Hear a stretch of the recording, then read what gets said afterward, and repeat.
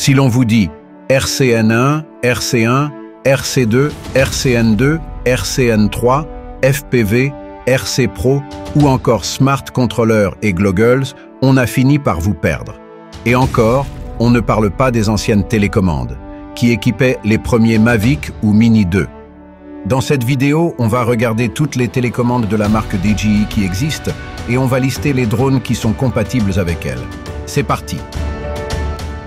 Déjà, ce qu'il faut bien comprendre, c'est que toutes ces télécommandes se nomment RC, et celles qui ont un N sont celles qui ne possèdent pas d'écran intégré.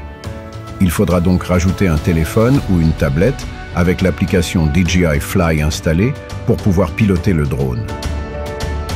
Ensuite, les chiffres 1, 2 ou 3 sont là pour rappeler les versions plus récentes des télécommandes. Plus elles sont récentes, plus elles gagnent en autonomie et distance de transmission entre le drone et la télécommande. L'OcuSync 2 permet une transmission à 8 km, le 3 à environ à 12 km, alors que le 4 est donné pour atteindre 15 km. Cela est la même chose pour l'autonomie de ces télécommandes. Plus elles sont récentes, plus elles bénéficient de batteries dernière génération.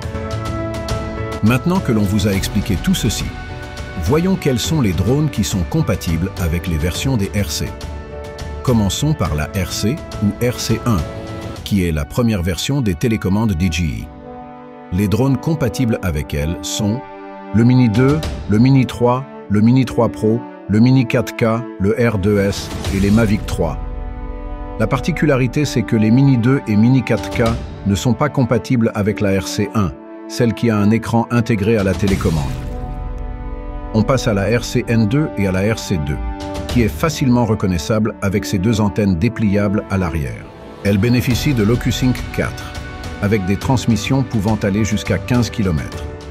À nos yeux, elle reste la meilleure de toutes, tant au niveau de l'autonomie que de la transmission. Par contre, seuls 4 drones sont compatibles avec elle. Les R3 et R3S, le Mini 4 Pro et le Neo. C'est aussi avec le Neo que la RCN3 est arrivée. Cette télécommande est moins chère que la N2, à cause d'une autonomie réduite, donc des batteries plus petites. Sa grande sœur, la RC3 n'étant pas encore sortie, celle avec écran, elle arrivera sûrement avec une version améliorée de l'OcuSync. Il en reste une, la RC Pro. C'est elle qui possède le meilleur écran au niveau de la luminosité, 1000 nits, ainsi que du meilleur processeur qui améliore grandement sa rapidité et sa fluidité. Mais à 1000 € la télécommande, et possédant qu'un OcuSync 3 Plus seulement, elle n'est plus la référence aujourd'hui. Peut-être que la Pro 2 arrivera avec le prochain Mavic 4 et un OcuSync 5 qui justifiera la grande différence de prix avec les autres RC. Seul le Mini 3 Pro, le R2S et la gamme Mavic 3 sont compatibles avec elle. Avec le FPV et l'Avata, il en existe d'autres, mais qui n'ont pas les mêmes utilités de vol, puisqu'elles servent pour le vol en immersion, souvent couplées aux lunettes Goggles de la marque. Le meilleur conseil que l'on peut vous donner, c'est de bien vérifier les compatibilités avec les différents drones et en plus de toujours vérifier les mises à jour de chaque équipement. Regardez le centre d'aide DJI.